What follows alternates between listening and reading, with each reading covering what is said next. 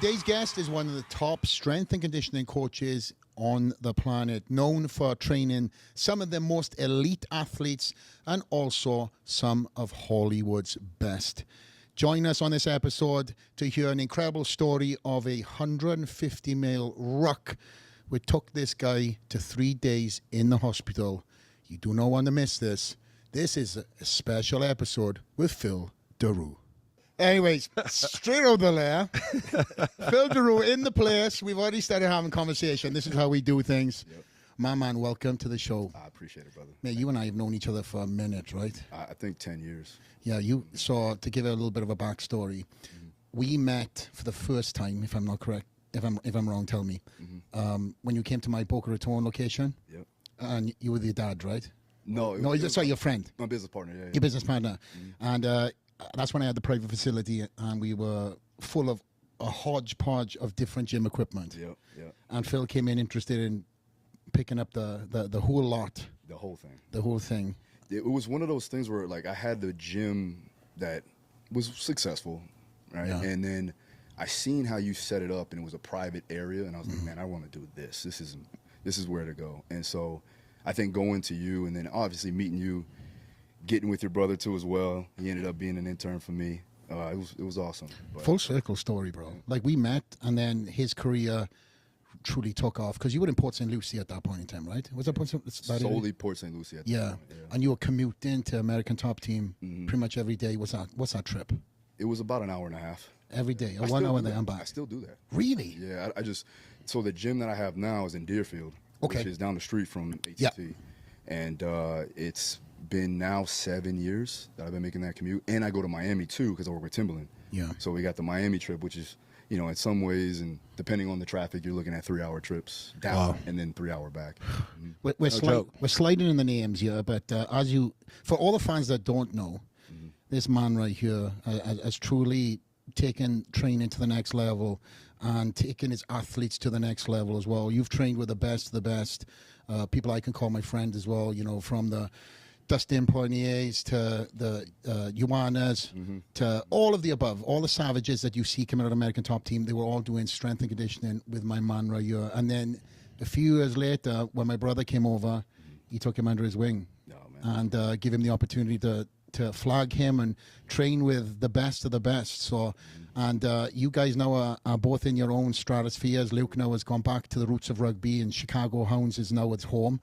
And you, my friend, every time I hit on Instagram, you've got some celebrity you're either training in the home of, or fighters that have followed you wherever you've gone. So it's a testimony to you, my friend. I appreciate it. And for me too, and I haven't known him for 10 years like you, but I've been on you for a few years, because I love the style of training that all the techniques I utilize, and I think that's why I first hit you up. I utilize those kettlebell techniques all the time, because that style of training is exactly where I'm trying to be, in a very performance-driven space with strength, the functionality. So I geared towards that immediately, and so when Flex was like, "That's my boy," he was like, "Get him on the show." I was like, "Get him out here." I was like, "I want to train with him, dude. Like, let's go." Yeah, we've been trying to get him on the show. We're being two passing ships, right? It's not because we haven't tried. For sure, yeah. And then when he found out we were friends, he was like, "Get him on the show." Oh, we can definitely train. I'm here until the end of November, so definitely, and him too, because we've both been talking about Flex has gone down the road a little more functional stuff, and we can tell him about the whole Pilates journey. But trying to do a little bit of that cross training, and more functional, and really including that, because it's something I've always tried to do, but I really appreciate, the specific training methods. I love it. And like I said, I take them all the time and bring them to my backyard. Well, I see you work the mitts, man. Yeah. And I was telling them, I was like, man, he can crack. I was like, you got some skills, bro. You just got to get him in the ring now. You just got to say, hey, listen, that is going to be a focus. Let's do it. Business aside, this guy's cracking whips in the business side of things. Wasn't it Bradley Martin we were aiming for? Yeah, bro. I was starting. Dan Blazarian was really Don King, that whole thing, and it didn't end up not happening. But I got my weight down, man. I was like, I was 220. hard. That's the thing, right? 220. 220, yeah. 260. Oh, 260. So it's 260. How much do you weigh right now? 225. 225. Yeah. So where would you fight at, you think? I mean, for that, I would stay right where I'm normally at. You know, I wouldn't try to cut any weight, because like there was a couple fights that were there in front of me, and you know, one of them that seemed like it was a better fit for me. I was trying to cut down to 205. And I haven't cut that low in a while. So like doing that cut for me was like I got myself ready to go, and then it ended up not happening, but I still felt good about just getting in the shape, you know, just doing the training. For sure. You know, and it was like, even when we were talking earlier, like for me, I've always wanted that, like go back and, you know, do a fight that mattered, right? You know, something, and just going through the training camp and pushing myself is like that journey part is what I like. And I like having something scary, right? Like something like that is in front of me that's like, I got to tackle this, right? And I have another man in there going to try to kill me, but I'm going to take him out, you know? And I like having a pressure. I like having some kind of thing that makes me buckle down and bite down on my mouthpiece. It's got to get you out of bed, right? That's it. The training is, for most of the fighters, it's constant, right? But then you just rev up in a different gear when the time comes, when that 8 weeks hits, then you know, okay, now we have to really put in the work.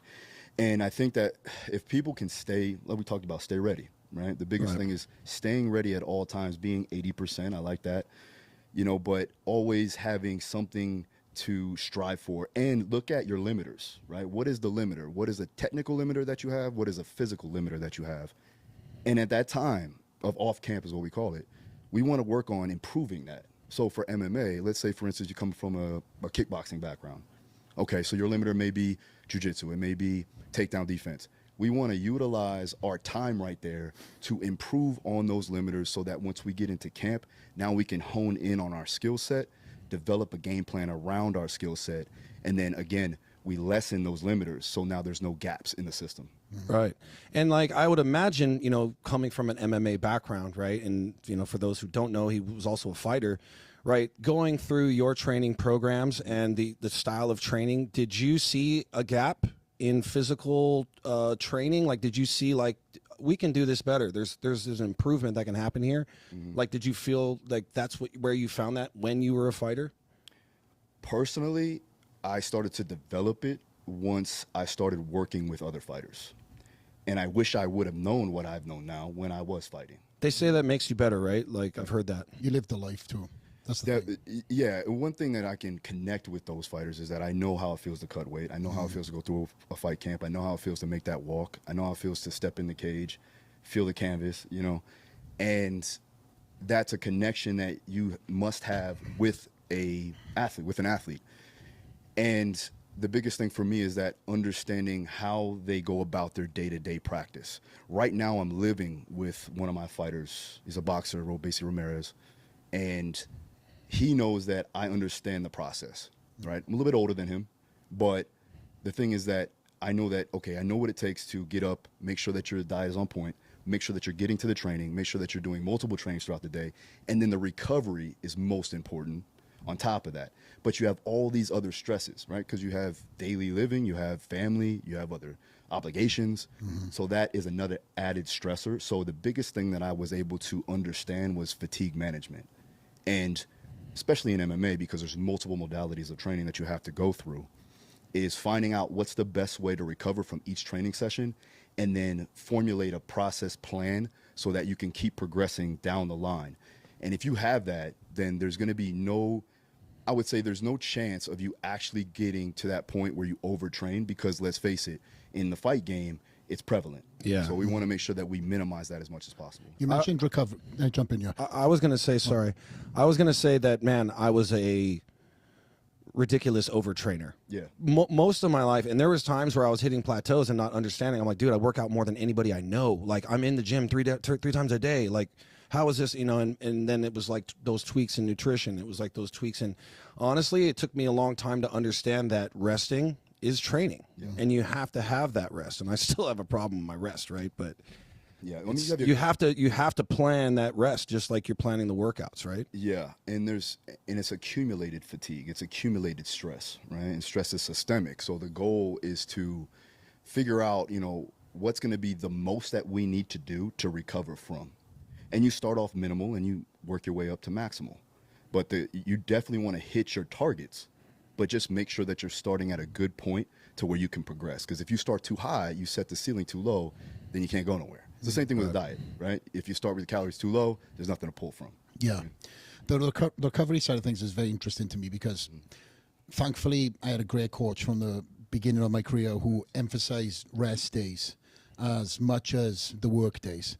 Because for him, a work day is a rest day, as long as you put that work in that rest day. So now you're at that point in your career, there's been a massive evolution to the knowledge and the old school mentality that I know you fought hard on back in the day with some of the introduction to weights and strength and conditioning in general. I know that was at one point in time, and you don't have to get into the details and names and stuff, but for you to understand, like, no, this is what these athletes need in the strength and conditioning, and then implement the recovery program that goes around it. Could you tell us and talk to us like a traditional day for one of your athletes? And then I want to follow up on a question on the back end of that. But a traditional recovery day, what that looks like from a hard working week. Yeah, it depends on the athlete, obviously. Yeah. And we'll talk about Robisi as of right now because I'm with you. So he's fighting for a WBO title. He's actually trying to retain or get his title back from the person that he lost it to. Okay. Right? So this is something that is, it's near and dear to his heart. Personal. Put it like It's that. a big one, the get back. It's the get back. And he knows what's at stake. He's won 2 gold medals. He's been a fighter all his life, Cuban boxer. I want to say since he was 7 years old, he's been fighting, right? Every day, nonstop. So not only is it important for me to get him to recover physically, but also mentally and emotionally, right? Big thing. And you know, It all correlates. if we've done this for so long, it gets a little monotonous, right? Camps get a little monotonous. And so I try to take him out of the realm of the routine some days and do things that are fun in all actuality, but still get the blood flow, still allow him to recover in some ways. So active recovery. Active recovery. Little pickleball, It could be. you know? He likes ping pong. Yeah. He's a master at ping pong, believe it or not. He beat my boy's ass the other day. And didn't he, right, Caleb? He Got those reflexes. I don't play him. I'm not, if I can't win, I'm not going. Oh, I know. I pick my sports too, bro. Trust me. Trust me. So there's things like that it's still active, it's still fun, and it gets him out of the mind frame of going into the gym every day, boxing, taking your licks, and then having to go to strength and conditioning. We're in the mountains now, so we have the last run we did was a 3-mile run up Mount Charleston. We finished at 8,500 feet above sea level, which is good because we finished last time at only 7,500 feet above sea level. Did a 3-mile run.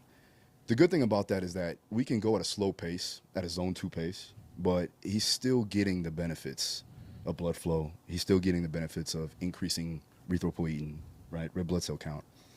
And with that blood flow, you got nutrient partitioning. You got all the things necessary for him to recover for the next day. But it's not demanding to where he's building up a massive amount of lactate and he's sore, muscles get sore, things like that. So a lot of concentric action if we're going to do anything in the weight room, all concentric based, but consistent at a lower percentage of intensity. Interesting. I've been going up there to Mount Charleston for years doing some of that elevation training, with the fight teams or whatnot. Like that elevation training is no joke, bro. Yeah. It's no joke. Eric Nixick, I think you know him. Like we go up there and we'll get some training in. It's like 3 minutes in, it's like, dude.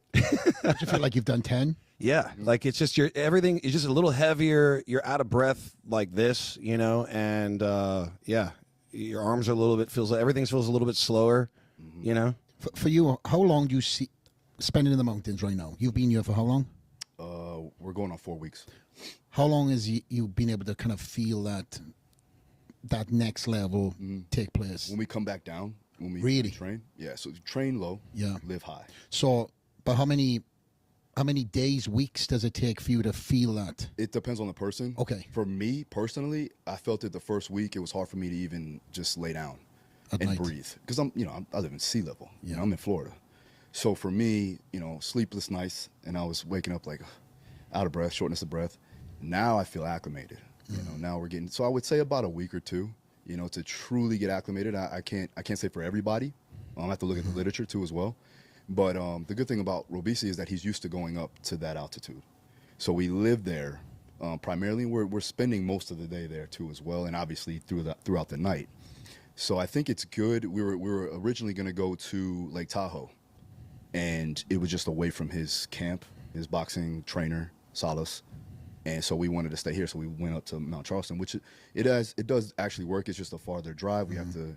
It's an hour to get to just civilization. Right. You know, it takes 30 minutes. We can't. You know, if we run out of gas, we're. You know. Yeah. I've nearly run out of gas a few times up there. Indeed. But that's a story for another time. Can I ask one thing? So, as you're doing your elevation training, like, where do you stop that before the fight itself? Like, are you cutting that back, you know, a week before, or is it like a couple days before to keep that? Yeah, that's a good question. So we have to be at the site. I would say we're fighting in Phoenix, so we have to be there a week before because of all obligations. Ideally, I would say try to go as close to the fight as possible, right? As close as you can. If you can't, then, you know, obviously, I think we're going to have to leave about a week out. When does that decline, though? I want to know, when does that decline? I think it does decline after about a week. Yeah. And can you mimic that with some of those masks? Right? Hyperbaric chambers and stuff, right? Right. The hyperbaric, yes. Like the high altitude mask, things like that. The only thing that really does is increase your strength of the diaphragm. So it can play a role. It doesn't simulate a high altitude. It just lessens the ability to breathe and let out CO2. So it does increase the strength of the diaphragm, which can obviously help you take in oxygen and let out CO2, which is important for clearing out lactate and so on and so forth. So it does have somewhat of a benefit. I wouldn't have it be the end-all, be-all. But if you can, definitely go ahead and live high, train low, so that you can get the intensity necessary for you to get the job done. Like, if we were to spar at high altitude, it would take us a longer time to acclimate to that intensity. Right. We don't have that amount of time. So when you start off, he's fighting a 12-round fight, let's just say, and we start off with 6 rounds. Now, because he's in shape and because we were starting to work, we got here 9 weeks out, actually 10 weeks out. He started sparring 9 weeks out because he was already in shape. But most fighters aren't at that level yet. So we have to wait until like around 6 weeks to truly start to rev up the sparring. You know how that goes. Yep. And so the goal was to improve or increase the volume of the actual sparring rounds, and then we can taper off 2 weeks out. So, but the good thing, like I said, is that now his ability to take in oxygen, his VO2 max is high, his lactate threshold is high, which that helps us, especially in sparring rounds. Yeah. I'm going to go back to an earlier question I kind of threw in with the whole recovery side of things. The evolution of strength and conditioning, especially from the MMA world, I mean, from the outside in, is just tremendously now just taken off. Athletes are so aware of how critical that component was. Taken from my own personal experience, when I was boxing, my boxing coach wouldn't allow me near a weight. Yeah. They wouldn't allow me. And I came there with big legs, playing rugby, and I was squatting. And my advice was just run them legs off. Well, what they didn't realize is I live on the top of a hill. So my legs were getting stimulated everywhere I go. Pull-ups, push-ups, dips. That's what we always had. Yeah, I had skip. That's all I had. I just had skipping and push-ups. That was it. So the evolution of the strength and conditioning, certainly you've lived in them shoes. And again, you don't even mention names and stuff, but how hard was it for you to be in your position, knowing that what you know, and then trying to bring this evolution into certain teams with certain athletes, and then fighting that old school until that old school became new school? It's difficult. You know, the thing is that you have to relay over information that correlates over to what they're actually going to do inside the cage or the ring. So if you have an understanding to reframe what you're doing in the weight room has carryover to the cage, then you'll get more buy-in from, let's say, an old school coach. And then from there, you have to get the results with the things that you do. Once you do that, then you can start to develop that relationship with the old school coach that starts to buy in and adopt these new training methodologies that are going to help the fighter succeed in every way, shape, or form. So it takes some time, and you have to nurture that relationship with the coach. with a strength and conditioning or performance coach, or let's just say even a speed coach or conditioning coach, whatever you want to call them, they have to have measurable metrics to showcase data is progressing, right? So the numbers are exceeding. And then when they go into their skills training, they have to see the correlation. They have to see, okay, they're more explosive. They're able to recover faster. Their movement is efficient. And a lot of fight coaches want to see better movement quality, and they want to see, obviously, the conditioning. Right. So those are the main factors for buy-in, first and foremost. We know as strength coaches that the goal is, okay, depending on where they're at in camp, we want to maybe improve certain elements of the game: physical, technical, tactical, and mental. So if I can get them stronger in the weight room, it improves their confidence everywhere else in their game. And the big thing that I saw with, a couple of my high-level guys that have been in the UFC, top 10, some champions. People know you've worked with Dustin. You can name names of this, bro. You can. This is full bragging rights for you, bro. Go ahead. So DP was, when we started, he's worked with some strength and conditioning coaches, but he didn't really touch a lot of weights. The goal was, when I saw him, we needed to improve some strength. He wanted to move up to 55. He moved up to 55, but he needed to build his frame up. And now, he can make 55, but he's a big kid. You've met him several times. And, the thing is like, I wanted him to match the strength of all these other 55ers that were in the actual UFC. And then on top of that, you put in the skill, the technical efficiency, the mindset, right? He's got a great fight IQ. And when you can put that in there and plug the gap of that limiter, then it just makes you a well-rounded athlete. And my goal wasn't to make them better fighters. It was to make them better athletes that can correlate over to their fight game that they already had well established. It's a big factor. Yeah. Do you have any resistance from some of the fighters adopting this new age mentality back then? Back then, I would say maybe 40 to 30% of them. Really? Yeah. They were just a little bit reluctant on doing strength training because they thought they would get too big, build out, blow out of the weight class, things like that. But when I broke down the science behind certain intensities that weren't going to develop massive hypertrophy, on top of the fact that they were in somewhat of a caloric deficit anyways, that I said it's almost somewhat impossible. It's very hard to build muscle, even though you've done a tremendous job, by the way. He's done all right. Multiple times, yeah. But you know how hard it is. And if you're training constantly, and a lot of the training is conditioning based, they're burning a ton of calories. You can easily burn 1,000 calories in a MMA or wrestling training for 2 hours. Like, come on. So easily. And are they actually putting that back in? Sometimes they're not, because sometimes they don't even want to eat. It's just a lot of things that they have to do.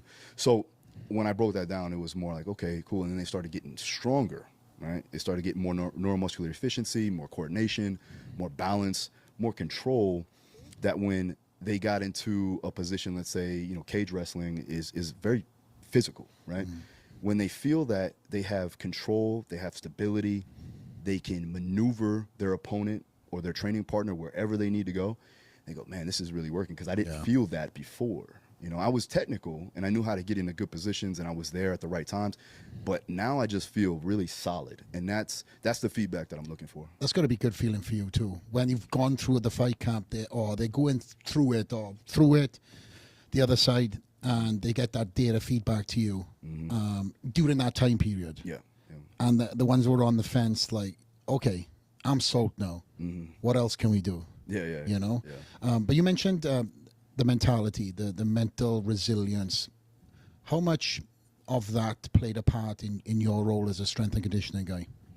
It played more of a role with the elite guys, because we knew that even when they got stronger, they were going to have to fight the best of the best.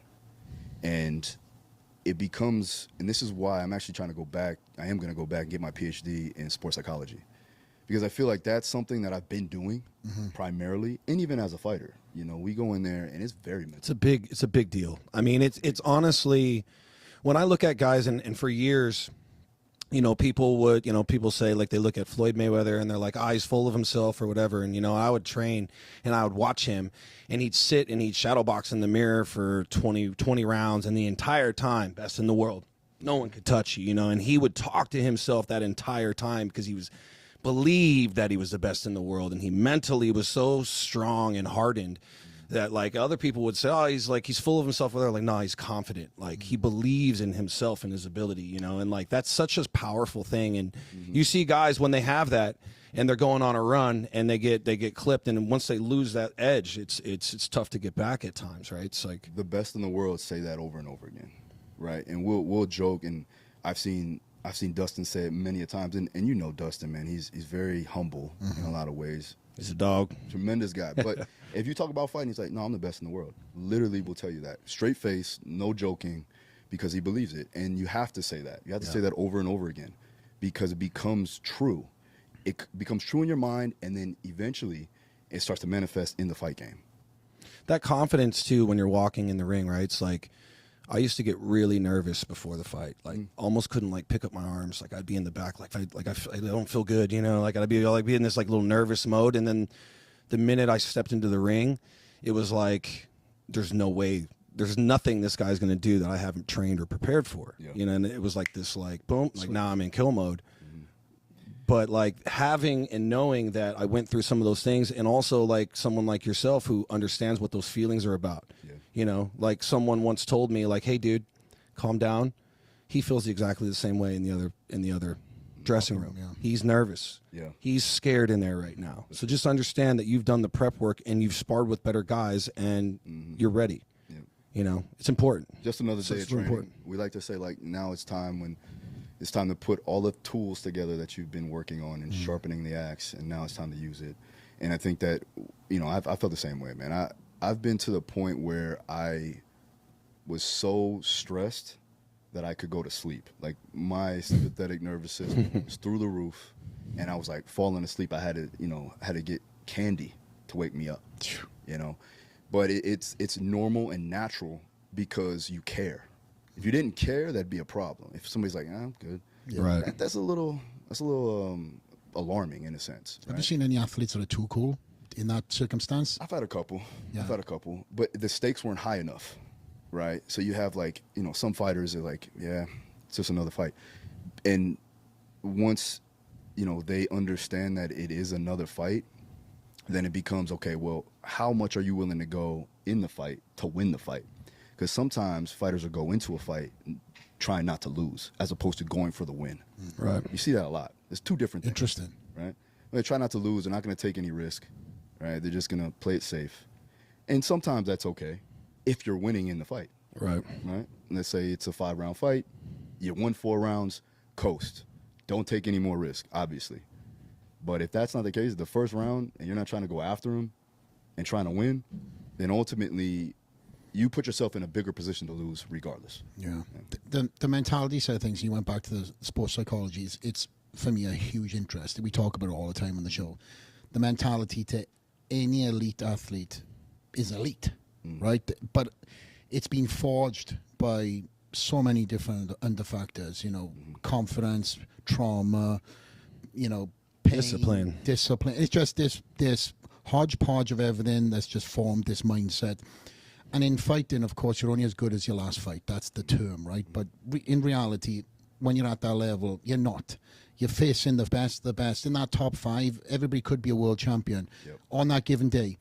How hard is it for you to get an athlete that may be coming off back-to-back losses and then still keep that athlete motivated, go through a camp and push him to the extremes that he has gone in the past, or she has? Yeah, it starts with the initial process when I do an evaluation and an assessment on an athlete.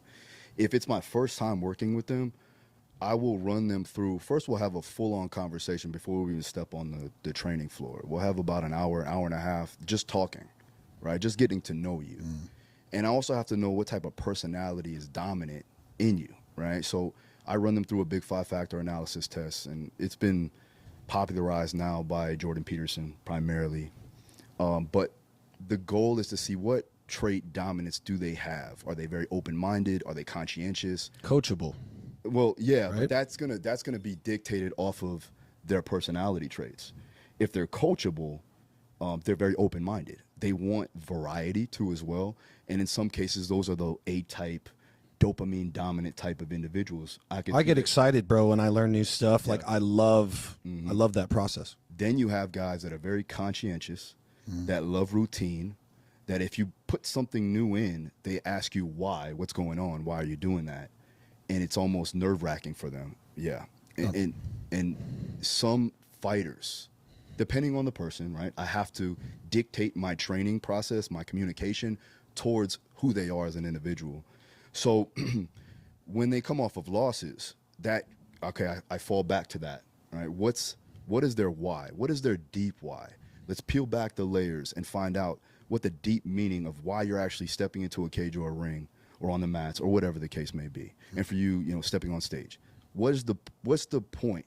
Why are you putting yourself through this? And then you have to let them understand or think back to when they started this thing. And then go to, okay, things may change over time, right? So when you start off, you might just want to be a world champion. You might want to win some money, maybe some fame. Once you get to that level, the things will change. Now I want to set my family up for, future success. I want to be wealthy over time. I want to make sure that I have long-term stability for my life and for my family. And that's when you start to relay over that information to them. Like, listen, it's not over. Don't you have a bigger why now? That's bigger than you. From your 20s to your 30s to your 40s, I work with guys well into their 40s, right? And there's a different why from when they were in their 20s, So, yeah, that's the biggest thing, is getting to the root cause of the issue and then finding out how I can relay over that information one more time when the time gets tough, when, every day is monotonous and you're like, damn, I got to go back to the gym again. And then I throw in those little things. Okay, let's get out of the gym. Let's go to the track. Let's go to the stadium. Let's go to the beach because I'm in Florida. Let's go to the mountains. Let's change it up. Let's have some fun with this. And then also remember why you're doing it. Have you had any athletes that have gone from them losses to then finding their way and gone on a new trajectory? This is the one right here. We're in that process. Robeisy Ramirez is one of those guys that's a generational talent. He's so good that he doesn't know how good he actually is. And that's one of those things where, you gotta feed the flame as much as possible. And he may want the belt back, but I think more than anything, he wants to live up to his own expectations and to all of our expectations, from all the coaches to all of his fans, and prove everybody right, not wrong, because everybody knows he can do it. Do you think natural talent, natural God-given athletic ability sometimes makes it harder, I guess harder for some of these guys, because everything came so easy to them. They beat a lot of guys at the other levels like really easily, and didn't have to put those extra hours in or other, right? Like that must be something you come across also. Sometimes, yeah. I mean, you got guys like John Jones that are just gifted, right, talented beyond belief, and doesn't matter what type of day they're having or what type of night they had. Yeah. Prior, they're gonna win. Right. The track record of that. No disrespect. We love John. Yeah, I mean, he's amazing. Yeah. In my opinion, say what you want to say with whatever he does outside the cage, but in my opinion, he's the best fighter pound for pound in the world. I agree. Bar none.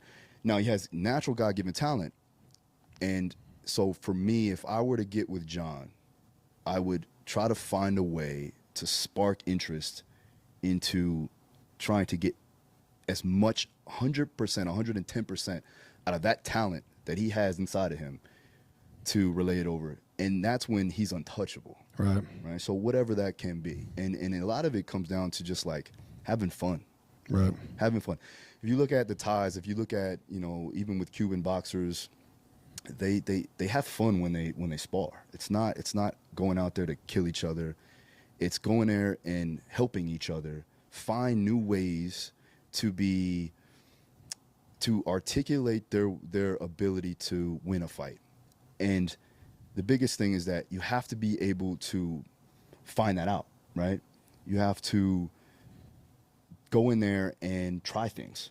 that you wouldn't do in a fight if you didn't try it throughout practice. Right. So getting away from that intensity of, man, if I mess up, I'm going to get knocked out in here. That's what we were talking about earlier, Yep. right? And sparring and understanding, sparring at a level where you can try things. That's how it should be. You guys shouldn't be mad at each other in there. You should be trying to work on your different parts of your craft, right? And so, like, boxing culture has always been a little more like kill each other in there, you know. But I've liked that it's changed a bit, and some of those old school training methods are changing, refining data. Guys like yourself are pushing forward new methods, right?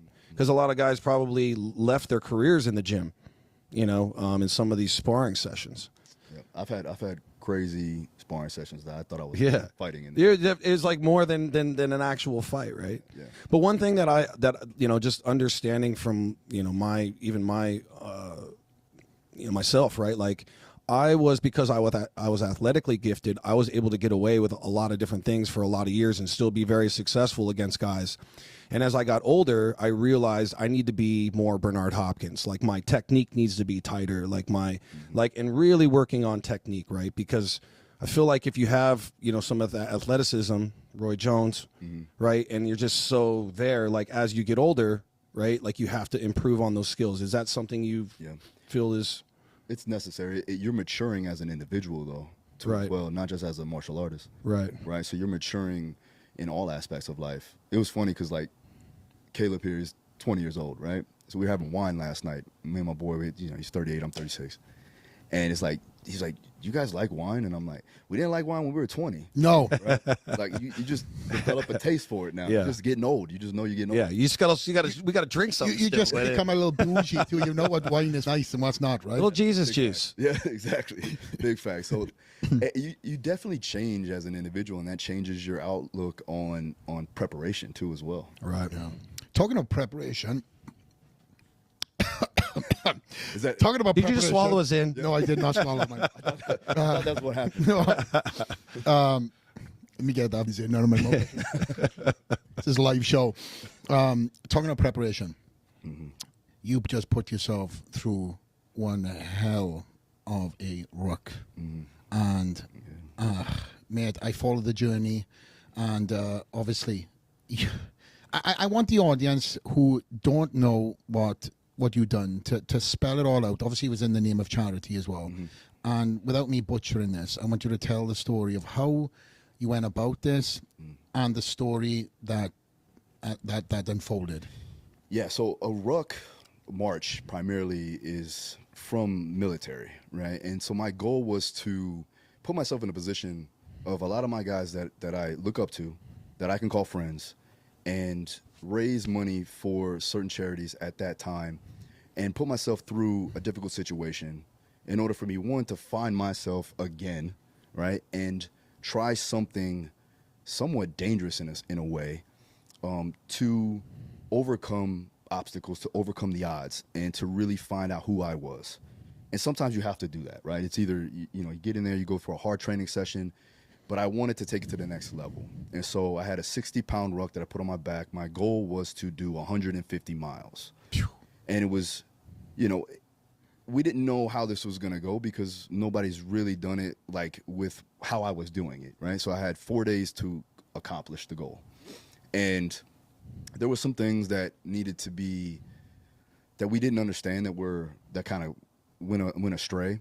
But so I started in Miami, and I was going to walk or march up to Fort Pierce, Florida, and end it there. And the biggest thing was that we didn't have really any help to a degree, right? Now, going back, when I do it again, we'll change it up. But you got to take into account the elements, right? Rain, puddles, right? Then also elevations. Well, it's Florida. It's Florida. Okay. We're not going to. Yeah. True that. But the biggest thing was navigating through Miami and then getting into Broward and then going through that. And so we had Broward Sheriff's Office that helped us to a degree and gave us some roads to clear and so that we could go faster. But it was the time that I needed to get it done was one thing. And then also just overcoming the pain of the actual ruck. So 60 pounds dry on my back, and within the 10th mile, I was doing about a 5 minute per mile pace at that point. So I was moving. I was going fast. And I was running, walking until I got to mile 10. And then we reached a point where there was no way around it. I had to step in this puddle. And this puddle was ankle deep. And I had my best shoes on. So I was like, these are the shoes that I wanted to ruck primarily in. Yeah, we're not talking Jordan ones or anything like that. No, we're talking about well, your bad shoes. You mean your There was solid shoes, and then I had my boots that I was gonna just switch on and off in. And so I stepped in the puddle, and I knew right then and there, I was like, damn, it's gonna be a big one. And when you step in a puddle, obviously, Foot's wet, and it start to develop socks. Yep, socks are done, drenched. So you're gonna start to develop those blisters, and I was like, okay. I prepared for that mentally, for like down the road. We're talking mile 50 maybe, not mile 10. So when I got that, we didn't have a check mark, or we didn't have a place to stay or to stop for another 10 miles. So I had to go for 10 miles in soaking wet shoes and socks, and then I started to develop the blisters, and I was like, okay, it's bad, but I can manage it. And then by the time mile 15 hit, basically all my toenails were falling off. I had hot spots on the ball of my foot, on my heel, and then like all my toes had blisters on them. And so we got to mile 25, and I couldn't stand up straight. And it was at that point where I go, damn, I'm not worried about not finishing. I'm worried about not finishing on the time frame that I said I was going to finish on. And I said, I did 25 miles, and I'm in major pain. And I've been through fights where I felt like I was going to die. This is the worst pain I've ever been in. And the reason why was because literally the skin was peeling off the bottom of my feet at that point. it's the worst. you showed it. That's the thing. You documented this whole thing. I had to document the whole thing because I wanted people to see that I'm not going to quit on my own accord.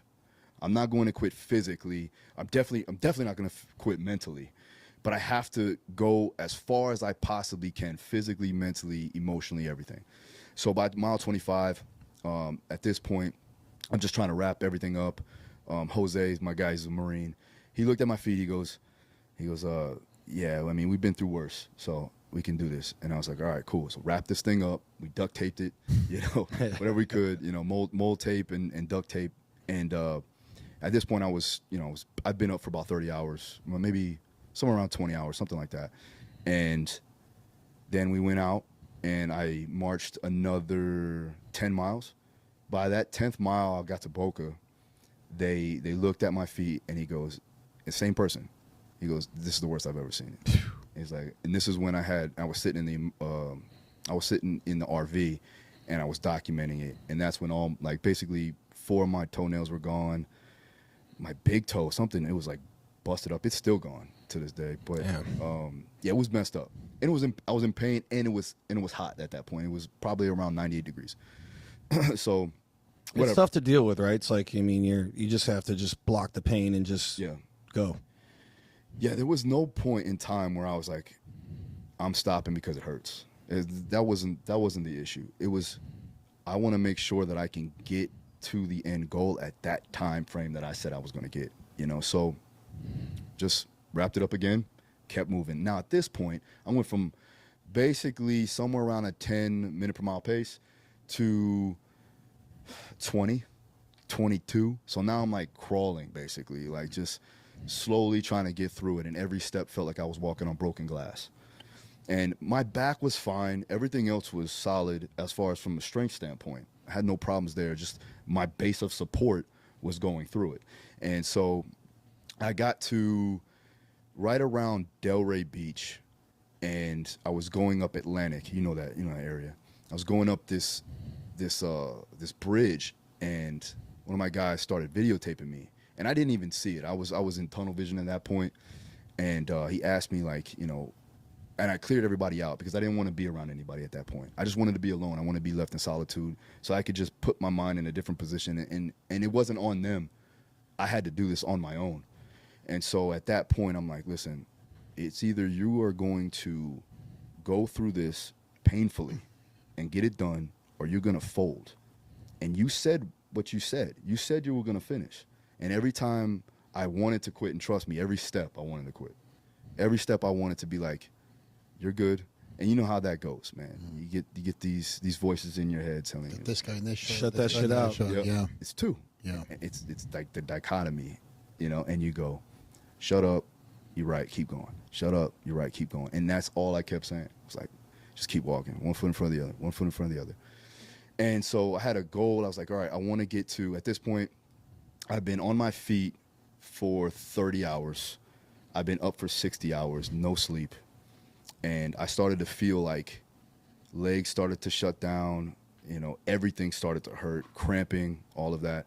So I got to mile 50. I was like, let me get to mile 50 and let's go to the hospital and let them wrap up my feet the right way so I don't get any infection, so that it doesn't hurt the whole thing. So we got to mile 51. We went to the hospital. I was like, listen, here's my feet. Long story short, I'm doing this for charity. I need to get this done. And they're like, well, let's just run some labs. And I'm like, all right, whatever. But I need to get back out there.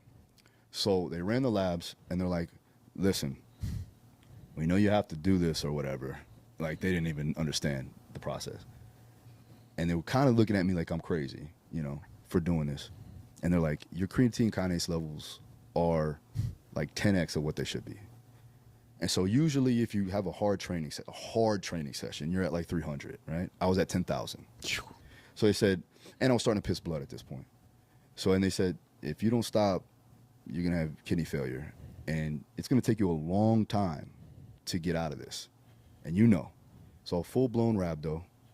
And at that point I said, I had to think about it, and I had to actually ask Wyatt, who is one of my coaches, and he was with me the whole time. And he goes, bro, I told you, I wanted you to stop like 10 miles ago, And then I called my wife, and she was like, I know this means a lot to you, but let's think about this long term. And at that point I go, well, I could try to get this going, and I could fail miserably on my face and then not have the attempt to do it again in the next couple of months, be out for a year and a half or whatever, and be selfish about it and not be able to train my guys, or I can live to fight another day. And it was hard, and I took some time to really think about it, and finally was like, all right, listen, let's call it, but I'm going to go back to it. And you called it on, listen, as much as you hated to do it, Yeah. I think the best call was the call. Mm-hmm. And then you and I were messaging each other. Yeah. And you told me, I think I messaged you when you were on the ruck. Mm-hmm. Yeah, you did. I appreciate that too. Yeah, that means a lot too, man. When you reached out, gave me some extra motivation for sure. Well, I don't know if I pushed you to more blisters, but if that's the badge of honor protecting you, I don't know. You've gone through some difficult situations here. Everybody knows, and maybe they don't know. So when you text me that, and a couple others text me too as well, some tier 1 guys that I'm really close with, they were like, bro, stop. Like, what are you doing? You don't have to go anymore. And from them to tell me that, I was like, okay, I'm on the right path at least, Yeah, there's definitely a point where you're doing yourself more harm than good, right? Yeah. Yeah, bro, if you've seen the mess of his feet, we'll probably put some B-roll on after this. But I know. Oh, they were a mess. He sent me a photo of his feet. I don't know if he even posted this, but I was like, bro, I'm good. I'm wrapping these up. I'm good. And you told me about you walking through the puddle, and how that just took him out of it from the beginning. But I know how those ruck walks feel. Like I was in the Marine Corps, so we did them on the beach, and we would do 8 miles on the beach. We would do, and the amount of Thank you for your service, stress, by the way. Thank you for your service. Of course, brother. 100%. The amount of stress fractures. I mean, like literally, dudes' feet look like they were peeled off. Knee, what's the shin splints? And we weren't going that far. Like we would probably do 8 to 10 miles, which was still really hard. A lot though, bro. Yeah. Still really hard, and guys would be falling out. That we'd always have guys falling out. So I can only imagine going that far. It's wild. And rhabdo. So obviously you then came away with rhabdo, which, speaking from personal experience, is no joke. How long did it take you to knock out that? I went retested, so about 2 to 3 weeks, and I was like, it came down a little bit. Obviously, a ton of electrolytes. Yeah. I was in a hospital for 3 days. Yeah. 2 or 3 days, I believe. I don't remember. But, after that, the good thing about this was, like, I'm very, I don't know, I can't sit still. Let's put it like that, right? My wife hates that, right? at this point, when I was like laying down, I was like, I'm laying down. Like, I kind of earned that one. Yeah. So she's like, this is the best I've ever seen you. Like, you're laying down. And so That's because, babe, I can't move. I can't move. Yeah. Right. How long did it take for your feet to heal? I still got 6 toenails missing. How long's it been? Oh, it's July, so it's, what is it, October now? So Yeah. a few months. Coming up to 5-6 months, right? 5 months. What was the biggest thing you took away from that? Just knowing that I can push through anything, you know, and to the point where I put myself in the hospital, which is, in all weirdness, I guess you could say. I'll give you a badge of honor. Yeah, It's mindset though too. It's like what we were talking about, you know, before we started was it's like pushing yourself, constantly testing ourselves as men, as humans, right? It's like constantly testing ourselves a bit and seeing how far we can push ourselves. I think keeps us sharp, man. It's like even just every day, like we've built these habits. That obviously, you know, it just keeps you sharp, and you know, I want to stay mentally ready as well. You know, yeah. I think every man and woman needs to get to that level, right at that edge, to see how far they can go. Yep. And then the good thing about that is that you just increase that edge a little bit more, and now you made yourself that much more hard to kill. That's all it is. Yeah. You mentioned about not sitting still. Kind of nice segue into the business side of yourself. You're working on a couple of new things. Yep. The floor is yours, my friend. Push and promote. The best thing that we've got going on right now is the Fight Life membership/app. The good thing there is that I'm putting all of my programs and consolidating them into this app, along with being able to bring on skills trainers, coaches, technical aspect into this app too as well, for a full membership for everybody. And then on top of that, you know, obviously you're going to have the strength and conditioning, you have the one-on-one coaching. It's something that I wanted to bring to a lot of the fighters that are overseas too, that can't train with me, that can't come to Florida or anything like that, or I can't get out to them. It gives me the ability to work with them from anywhere in the world, which is awesome. And then also I'm able to put new programs and put new coaches in there too as well, to help them get the notoriety necessary for them to, you know, exceed in the sport. Then on top of that, we have the best thing that I'm looking forward to this, because, and this is where I want to talk to you about it, kind of mentor me in this way. But I'm coming up with 2 supplements. One I used to have is called Battle Tested. It was a post-workout, primarily because I was sick of having to bring all these things together after post-weigh-in. And I was like, man, let me just make my own. And so what we're doing is we're doing a pre and a post-training supplement for fighters, specifically for fighters. So beta-alanine, creatine, the things that are going to enhance their ability on the ring, or in the ring, on the cage, or in the cage, and so on and so forth. So I'm excited about that. That should be launching pretty soon, within the next couple of months, and the app's going to be coming out pretty soon, probably by this time it'll air. Sounds awesome. Yeah, like that's great. I want to try. I need to try the pills. Yeah. Oh, It'll be powder. It'll be powder? Oh, okay. Yeah. It'll be powder. So we got the formulations is crazy, which I'm very happy about. So it's going to be a mix, and I'm not going to say the whole thing, but it will definitely be something different, and it'll allow for the specific fighters that I'm thinking about actually putting this together for, help them in all aspects of the game. So remember we talked about recoverability. The biggest thing that we have, the problem that we have is that there's multiple training sessions throughout the day. So I need to get them recovered for the next training session. So it needs to be quick, fast acting, and ready to go. So I'm excited. It's awesome.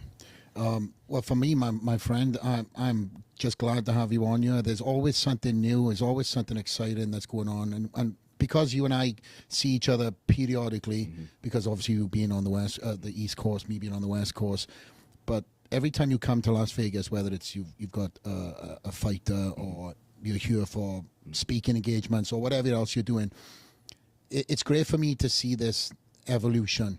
And you're always on to the next. And I go back to that young, hungry lion cub that I met in Boca Raton. We both were, let's be honest, right? Yeah, for sure. And our lives have just blown up into in 2 different directions, but yet nonetheless, they've blown up, right? And it just goes to show for me that the conversations we were having way back when are now still being done on a much bigger scale, because you've changed your why. And the confidence that you install, the mental confidence that you install in the fighters, I can see has come from somebody that's been battle tested and putting themselves out and leading from the front in all the things that you've done. And we've only recaptured a small little snippet of this last year and covered a few other things. But there's much more to you. And more than anything else, because my brother worked with you, under you, there's so much unseen that goes into the coaching side of things. And I think a lot of the times coaches don't get the recognition that they deserve. You know, obviously the fighter is the one that is obviously in the octagon, the cage is shut. But the process of getting them there, everybody plays their part.